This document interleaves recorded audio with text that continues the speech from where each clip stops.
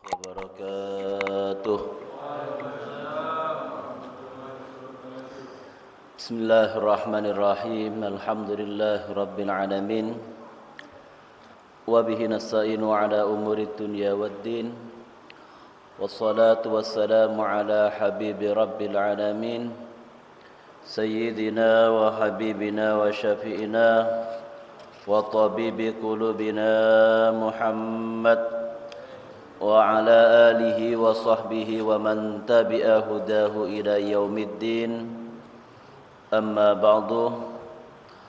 Rabbi israh li sadri wa yassir li amri wa saddid lisani wa hdi qalbi bihaqqi Muhammadin sallallahu alaihi wasallam.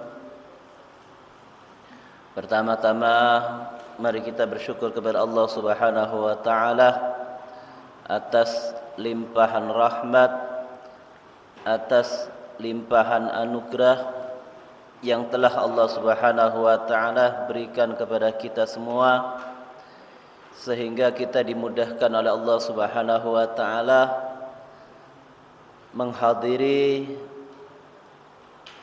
majlis yang insyaallah penuh keberkahan, dan mudah-mudahan kita semua diberikan istiqamah dalam melakukan ibadah dan ketaatan kepada Allah Ta'ala, dan melakukan semua amalan yang mendekatkan kita kepada ridhonya.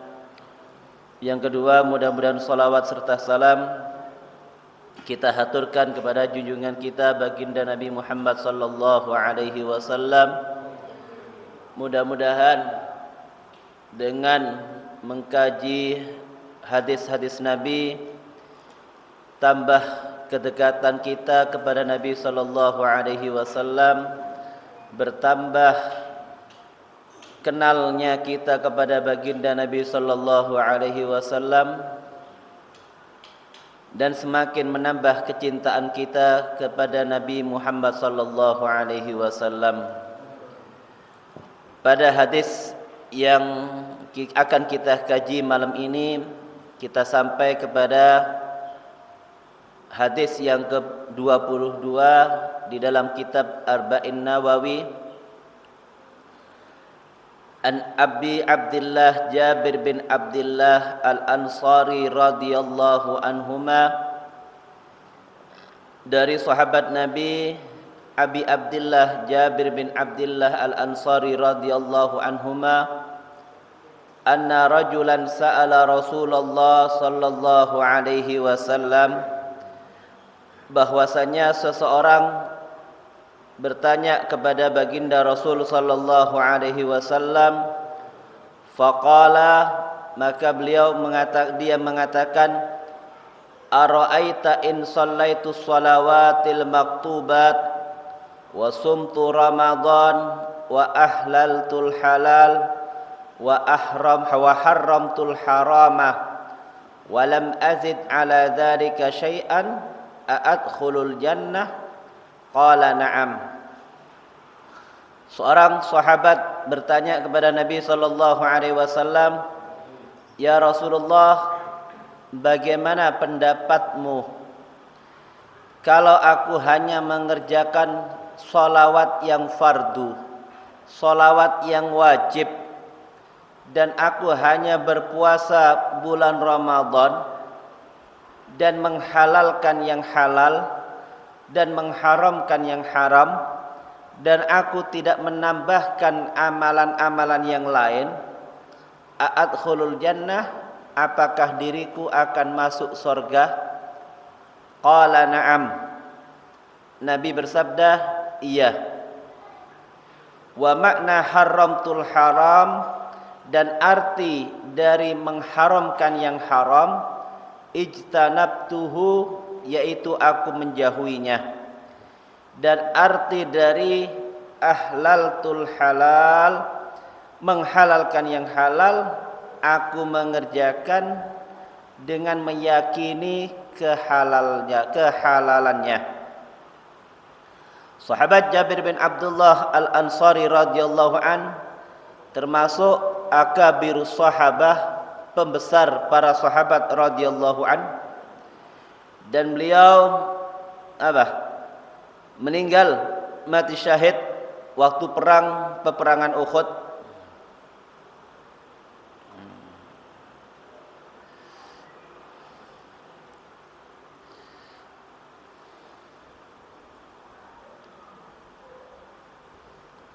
Ada satu cerita sahabat Jabir bin Abdullah, ya. Sahabat ayah dari sahabat Jabir yaitu Abdullah, ketika meninggal dunia hanya meninggalkan kebun dan meninggalkan hutang yang banyak, ya. Maka sahabat Jabir ketika panen hasil kurmahnya, ya, ingin memberikan hasilnya kepada orang-orang yang memberikan hutang kepada ayahnya. Akan menjadi contoh kepada kita bahwasanya ketika mayit meninggal, maka sebelum harta warisan dibagi, hutang-hutangnya mayit harus dilunasi. Kadang ada mayit meninggal, rebutan warisan, hutangnya mayit nggak mau dibayar. Ini menjadi contoh kepada kita, sahabat Nabi ketika ditinggal oleh ayahnya, beliau ingin melunasi hutang-hutangnya. Tapi orang-orang yang akan dilunasi nggak mau, karena nggak mau dilunasi hanya sebagian. Sedangkan hasil dari kebunnya nggak cukup untuk melunasi semua hutang-hutang ayahnya, ya. Maka sahabat Jabir bin Abdullah datang kepada Nabi SAW menceritakan kalau dia ditinggal ayahnya, hanya ditinggali kebun, hasil dari kebunnya nggak cukup untuk bayar hutang, ya. Nggak cukup bayar hutang, bukan datang ke bank, ya, tapi datang kepada Nabi. Ya Rasulullah, ayahku ninggalkan hutang, tapi aku nggak cukup untuk membayar harta yang ditinggalkan, nggak cukup untuk membayar hutang, ya. Maka ketika panen, Rasulullah mendatangi sahabat Jabir dan mengumpulkan hasil panennya. Wa tafa alaihi Nabi sallallahu alaihi wasallam, Nabi mengelilingi kurma hasil panennya, ya, dan memerintahkan untuk menakar, ya, tidak menimbangnya. Maka hasil dari kurma tadi, dari hasil panennya mencukupi untuk melunasi semua hutang-hutang orang tuanya. Barokahnya Nabi. Jadi hutang orang tuanya terlunasi, padahal menurut perkiraan hasil kurmanya nggak akan cukup untuk melunasi hutang. Maka Nabi mengelilingi kurma tersebut dan mendoakan.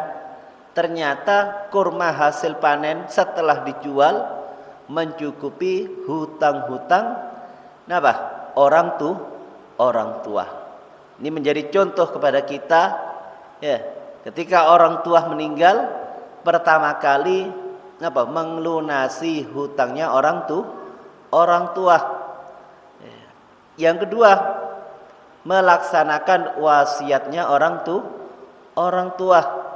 Ya. Tapi kadang kebalik, hutangnya orang tua dilalaikan, tapi harta warisan rebutan. Nah, ini yang terjadi.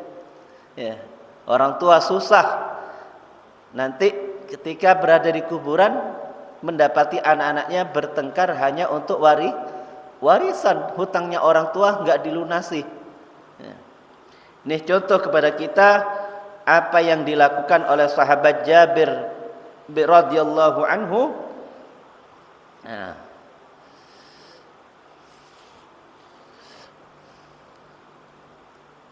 maka ketika keesokan harinya Nabi bertanya, "Ya Jabir, wahai Jabir, hal qadaita daina abika ghafarallahu lakah."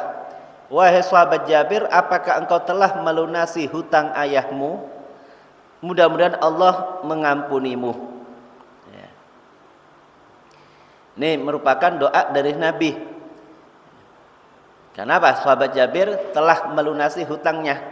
Maka sahabat Jabir mengatakan, ya Rasulullah, qad qadaitu daina abi.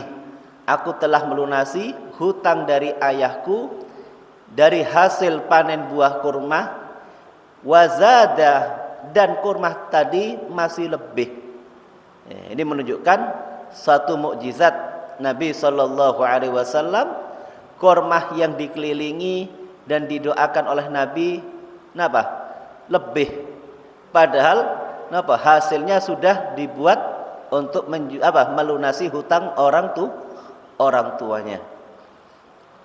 Ya, sahabat Jabir merupakan seorang sahabat Nabi sallallahu alaihi wasallam yang meninggal di Madinah pada tahun 78 ya, dan meninggal usia 94. Wa amiya basarahu, dan di akhir umurnya beliau penglihatannya buta. Meninggal mungkin karena usia yang sangat tua, beliau enggak dapat melihat. Di masa kekhilafaan Sayyidina Utsman bin Affan radhiyallahu an, dan termasuk seorang sahabat yang banyak meriwayatkan hadis Nabi, beliau meriwayatkan kurang lebih 1540 hadis. Dan di antaranya hadis yang akan kita kaji pada hari ini, yaitu seseorang datang kepada Nabi. Seorang tersebut bernama Nu'man bin Qawqal. Ya. Ini seorang sahabat yang syahid waktu perang Badar, ya, menyaksikan perang Badar dan terbunuh waktu perang Uhud dalam keadaan mati syahid. Ya, para sahabat mereka enggak takut mati demi memperjuangkan agama Islam. Jadi sahabat yang bertanya tentang hadis ini, yaitu sahabat Nu'man bin Qawqal, meninggal waktu peperangan Uhud. Beliau bertanya, ya Rasulullah, bagaimana pendapatmu kalau aku hanya ngerjakan yang wajib-wajib, enggak mau ngerjakan yang sunnah? Ya mungkin sahabat tersebut enggak wajib haji, ya, karena rumahnya jauh dari Mekah. Ya. Atau sahabat tersebut enggak wajib zakat, karena termasuk orang yang menerima zakat. Makanya kan enggak disebutkan tentang zakat dan tentang ibadah haji dan umroh. Ya Rasulullah, bagaimana aku kalau hanya melaksanakan yang wajib-wajib? Salat yang wajib, puasa yang wajib. Terus apa? Aku enggak menambahkan satu amalan apapun. Aku menghalalkan yang halal, yaitu dengan apa? Meyakini itu perbuatan yang halal dan aku lakukan. Bukan tahu itu perkara yang halal tapi mengharamkan. Dan aku mengharamkan perkara yang haram dan aku jauhi perbuatan tersebut.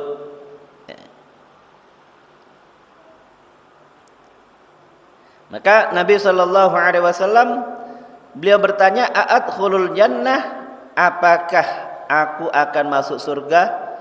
Qala na'am. Nabi berkata, iya.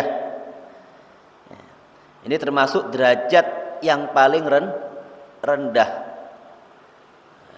Gak mau ngerjakan yang selain wajib, hanya yang wajib. Tapi jangan sampai tertipu, ya. Kadang banyak orang sekarang tertipu, yang penting wajib itu, yang penting ngerjakan yang wajib, gak mau ngerjakan yang sunnah. Tapi lebih parah lagi, ngerjakan yang sunnah, ninggalkan yang wajib. Contohnya ya apa? Hadir sholawatan kemana-mana, sampai jam 12, sampai jam 1 malam. Tapi sholat subuh hilang. Sholat subuhnya bangun jam 7. Sekalian usolli sunnata subuh, usolli fardhu subhi wad duha. Di sholat subuh gabung ambil sholat duha. Ini kan sholawatan sunnah tapi ninggalkan yang wajib. Jadi seorang sahabat tadi benar-benar mengerjakan yang wajib dengan keseriusan dan mengerjakan yang halal serta menjauhi yang haram. Tapi mengerjakan yang wajibnya ngerti dengan secara benar. Lain dengan kita mengerjakan sholat wajibnya masih banyak kekurangan. Sholat wajib masih banyak kekurangan. Puasa wajib masih banyak kekurangannya. Sholat wajib tapi sering mengakhirkan sholat, atau ketika sholat nggak khusyuk, atau ketika sholat kita sering mengabaikan perintahnya Allah, nggak dikerjakan dengan berjamaah. Pokoknya sering banyak kekurangannya. Maka kekurangan dalam sholat ataupun kekurangan kita dalam puasa, maka kita tutupi dengan amal-amal sunnah. Sholat sunnah qobliyah, sholat sunnah ba'diyah, sholat puasa sunnah, baik itu Senin Kemis ataupun puasa Daud. Tapi jangan terbalik, ngerjakan yang sunnah tapi melakukan perkara-perkara yang diharamkan oleh Allah. Ngerjakan yang sunnah, puasa Senin Kemis, puasa Daud, sehari puasa sehari enggak puasa, puasa Ayyamul Bid, hari-hari putih 13, 14, 15 setiap bulan Hijriah, puasa Syawal, tapi tetap lesannya enggak dijaga, lesannya nyakiti orang lain, sering mendolimi orang lain, sering menganiaya orang lain. Niku yang salah. Niku yang bisa menghilangkan pahala. Atau ketika dia bersedekah, beramal soleh, berinfak menyantuni anak yatim, tapi yang wajib ditinggalkan. Zakatnya masih enggak tepat sasaran. Zakat mal yang seharusnya wajib dikeluarkan tiap tahun, dia hanya mengeluarkan tidak sebagaimana mestinya. Misalnya zakat malnya, zakat harta yang dia keluarkan seharusnya 10 juta, tapi dia mengeluarkan hanya 2 juta. Kan kurang. Enggak melakukan sebagaimana mestinya. Seharusnya dia zakat 20 juta hanya mengeluarkan 5 juta. Ini kan tidak sebagaimana mestinya. Banyak orang sekarang dia sedekah ke masjid, sedekah ke pondok, ke madrasah menyantuni anak yatim, tapi kewajiban dalam zakat banyak ditinggalkan. Jadi kita jangan salah dalam menunaikan ibadah dan kewajiban kita, lebih mementingkan yang sunnah tapi yang kewajiban teledor atau kurang sempurna. Jadi seorang sahabat tadi memang kondisinya enggak mampu untuk mengeluarkan zakat, makanya enggak disebutkan kalau aku hanya menunaikan zakat. Kan kondisi ekonominya tidak memungkinkan untuk mengeluarkan zakat. Yang kedua, sahabat tadi enggak mampu melakukan ibadah haji dan umroh.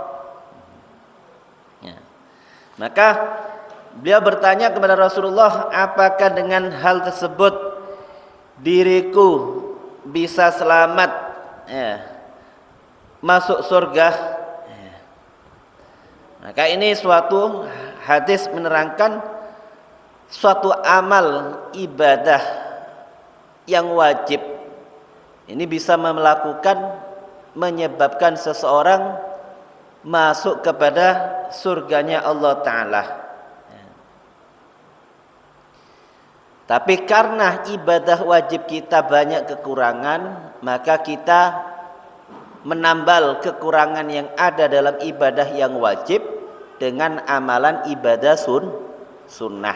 Itulah perlunya kita setelah maghrib kita sholat sunnah qobliyah, setelah sholat isya kita sholat sunnah ba'diyah, kita sholat sunnah witir, sholat duha, sholat tahajud, sholat ba'diyah, qobliyah subuh, qobliyah zuhur, qobliyah asar, untuk menyempurnakan ibadah fardu yang kita kerjakan karena masih banyak kekurangannya, ya.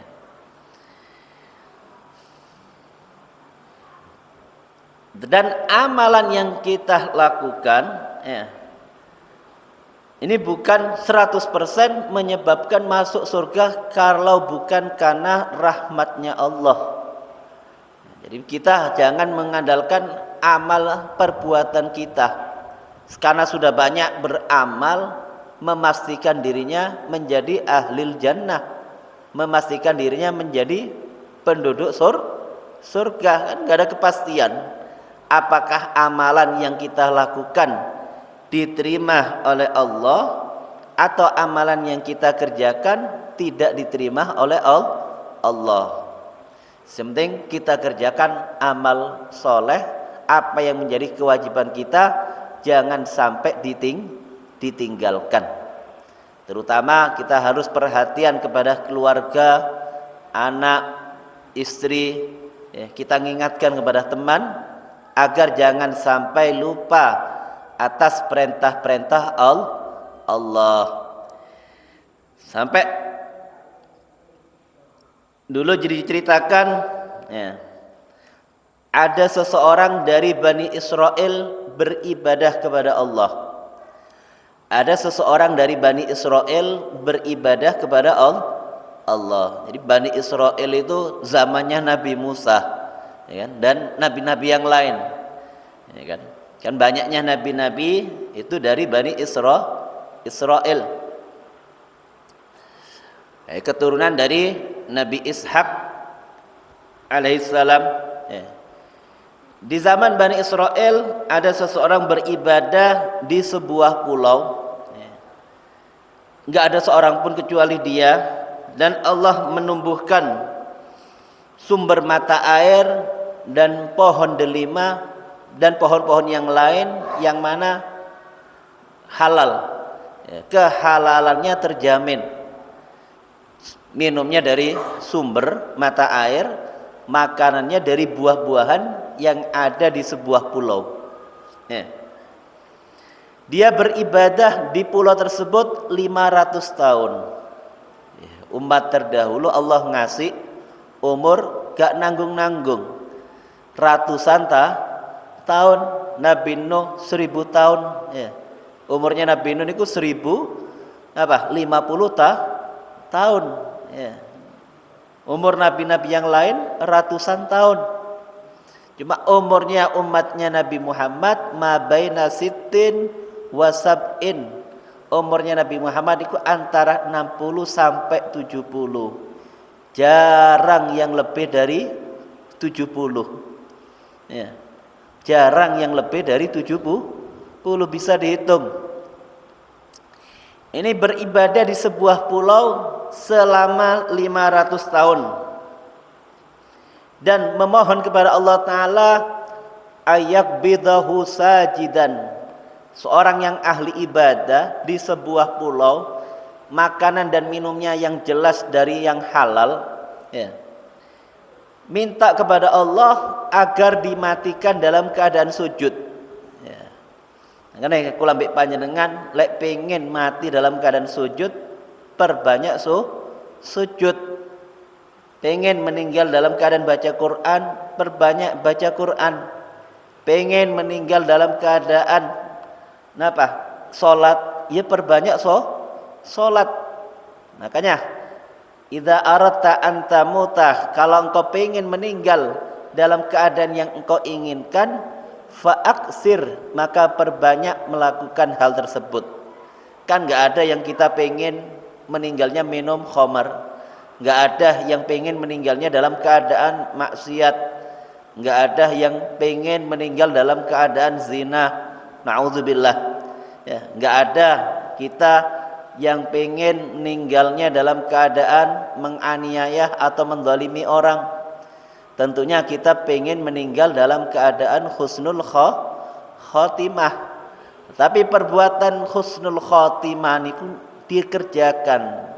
Oh, aku pengen ya Allah meninggal dalam keadaan sujud, ya perbanyak salat.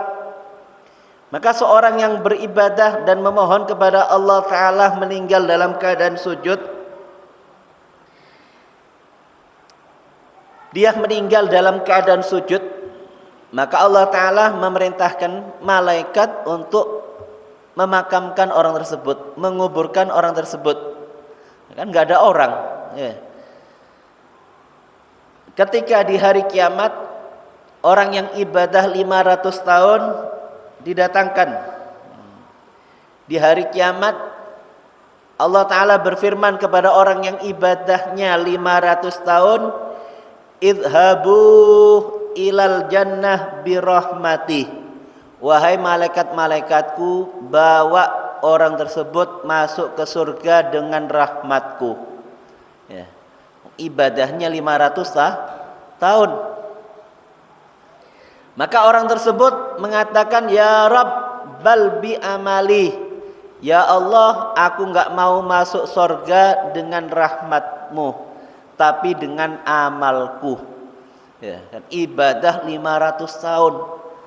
Allah nyuruh masuk surga dengan rahmatnya Allah, enggak mau.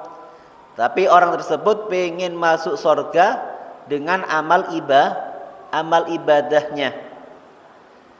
Maka Allah Ta'ala berfirman mengatakan, wahai malaikat-malaikatku, hisablah atas kenikmatan penglihatan mata, ya, dengan amal ibadah sebanyak 500 tahun. Mana kira-kira yang lebih besar rasa syukurnya dia, apa bisa mensyukuri kenikmatan mata dan amal ibadah selama 500 tahun. Maka setelah dihisab antara pahala ibadah selama 500 tahun dan dengan kenikmatan mata, ya, maka kenikmatan mata tadi tidak bisa mengalahkan ibadah selama 500 tahun. Ya. Maka kata Allah, kalau orang tersebut gak mau dimasukkan surga dengan rahmatku, idhabu ilan nar, bawa ke neraka. Dilepokno surga gak gelem. Ya, ngeyel, ya, pengen masuk surga dengan amal ibadahnya. Ya Rabb, la tudkhilil nar. Ya Allah, jangan kau masukkan ke neraka, tapi masukkan ke surga birahmatika, dengan rahmatmu, dengan kasih sayangmu. Maka Allah merintahkan malaikat, ya malaikati idhabu ilaiha birahmati. Ya. Maka orang tersebut minta, ya Allah, masukkan surga dengan rahmatmu, aku gak pengen masuk neraka. Maka Allah merintahkan para malaikat-malaikatnya, wahai malaikat-malaikatku, bawa dia ke surga dan masukkan ke dalam surga birahmati, dengan rahmatku. Ya. Makanya kita jangan merasa sudah banyak amalnya. Karena orang mukmin, sifatnya orang mukmin apa? Menganggap sedikit amal ibadah. Sifatnya orang mukmin itu ngeroso setitik amal ibadah, enggak punya apa-apa. Ya. Apalagi ibadah kita jangan sampai riak, ya, dipamer-pamerkan kepada orang, diceritakan kepada orang lain. Alhamdulillah, mari nyumbang masjid 1 juta. Ketemu lagi orang diumumkan, ya.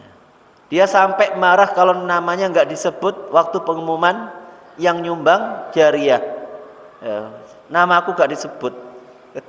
Ya. Maka jangan sampai amal kita hilang pahalanya karena apa? Riak, pamer dengan amal ibadah.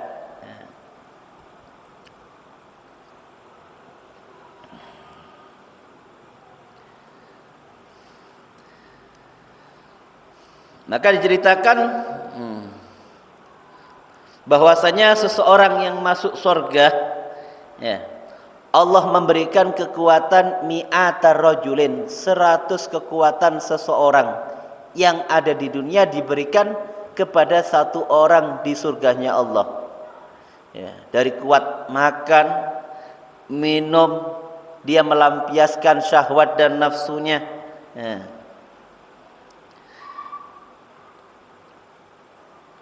Maka orang-orang Yahudi mengatakan kepada Rasulullah, ya Rasulullah, orang yang makan minum di surga, apa dia akan buang hajat? Apa dia perlu ke kamar mandi? Apa dia perlu ke WC untuk buang kotoran? Maka Rasulullah SAW, hajatuhum arakun yafid warihuhu mislul miski. Keadaan orang-orang yang di surga ketika selesai mereka itu kenyang makan dan minum, maka keluar keringat dari badan mereka dan baunya seperti minyak mesik. Bukan seperti kita, ya, makan drotos keringetnya, tutup minyak mesik tuh. Maka nggak sama keadaan orang yang di surga dan penduduk di dunia. Ya. Karena dalam surga tersebut nggak ada kotoran, nggak ada penyakit, nggak ada wong umbelen, ya, atau pilek, ya, atau penyakit-penyakit yang lain. Wala yatfalun, dan penduduknya juga nggak meludah, karena itu sesuatu yang kotor. Ini penduduk surga dikatakan yang laki-laki niku usianya antara 25 sampai 30 tahun dan yang perempuan antara usia 20 sampai 25 tahun. Ya. Dan panjang mereka, tinggi mereka seperti tingginya Nabi Adam alaihissalam. Nabi Adam berapa tingginya? Situ nadhiroan 60 hastah. Ya, kalau 1 hasta kita mungkin setengah meter, dikalikan 60 ya 30 meter. Ya. Niku kurang lebih tinggi penduduk surga 1 orang niku kurang lebih 60 hastah. Ya. Itu kan suatu dan paling rendahnya, terakhirnya penduduk surga yang masuk surga, Allah akan memberikan yu'tad dunya wa misluha ma'aha. Allah akan memberikan luasnya 1 surga sebesar 1 dunia dan 2 kali lipatnya. Dalam 1 riwayat, paling rendahnya penduduk surga niku besarnya wa asyratu amsalihha, 10 kali lipat dari besarnya dunia. Niku paling rendahnya surga yang akan dimiliki adna ahlul jannah, paling akhir orang yang masuk surga. Ya. Niki sampean bayangno yo apa luasnya surga niku. Ya, enggak bisa dibayangkan. Ya.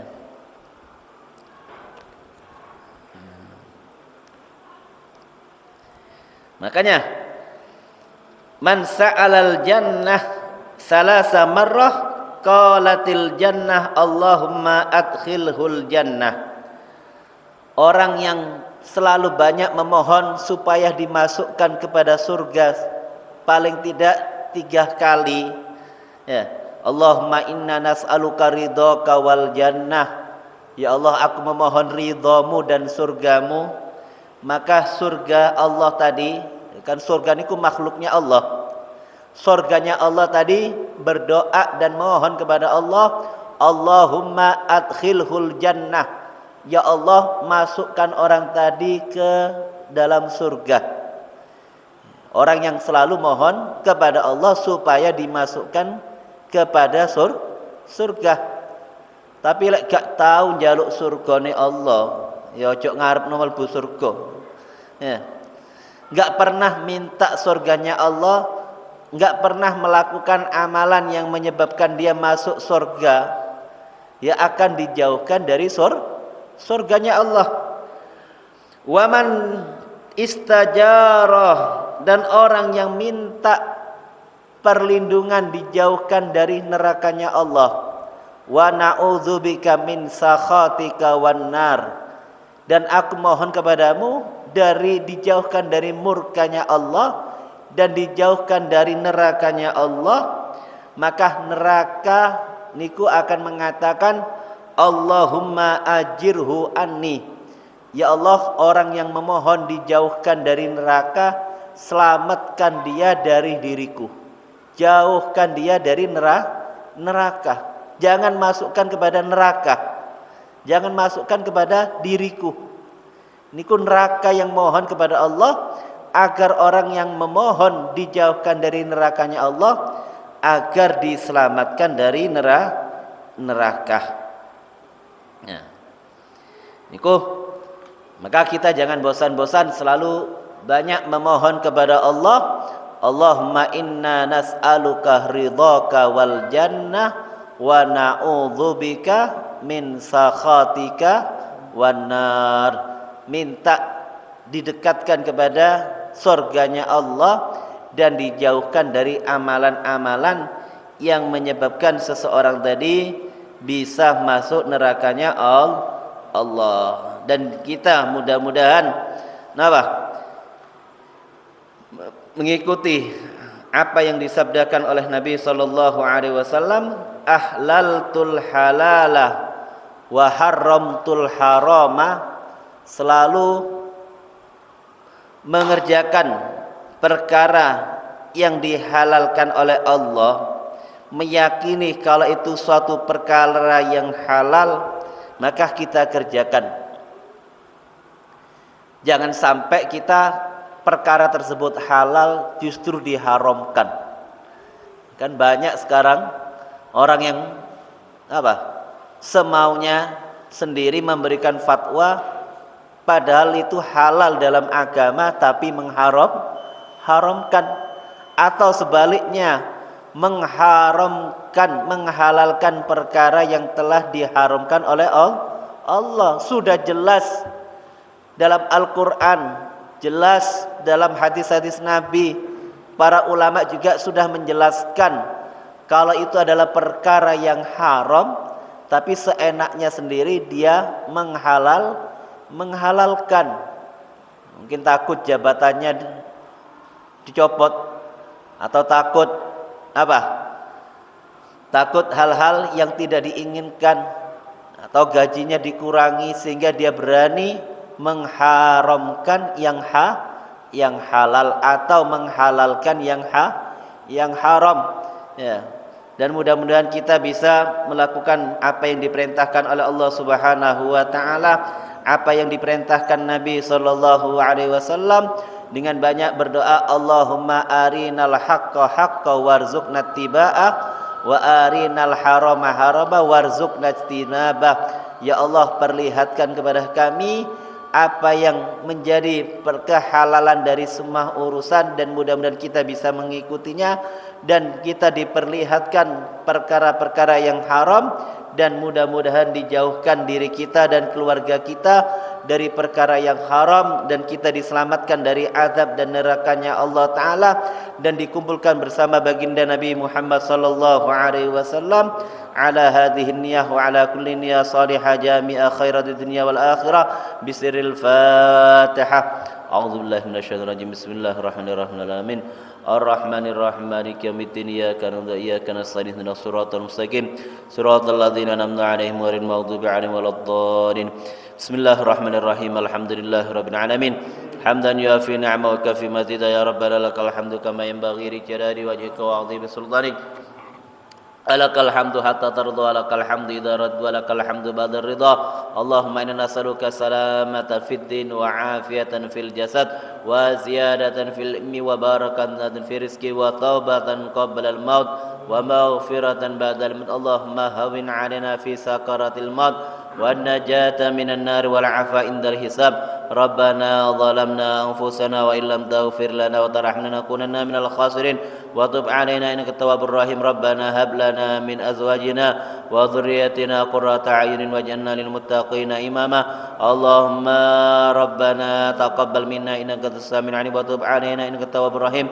Rabbana zalamna anfusana wa illam taghfir lana wa tarhamna lanakunanna minal khasirin wa tub 'alaina innaka antat tawwabur rahim. Allahumma inna nas'aluka ridhaka wal jannah wa na'udzu bika min sakhatika wan nar. Rabbana atina fid dunya hasanah wa fil akhirati hasanah wa qina adzaban nar. Sallallahu ala sayyidina Muhammadin nabil ummi. Subhana rabbika rabbil izzati amma yasifun wa salamun alal mursalin walhamdulillahi rabbil alamin. Assalamualaikum warahmatullahi wabarakatuh.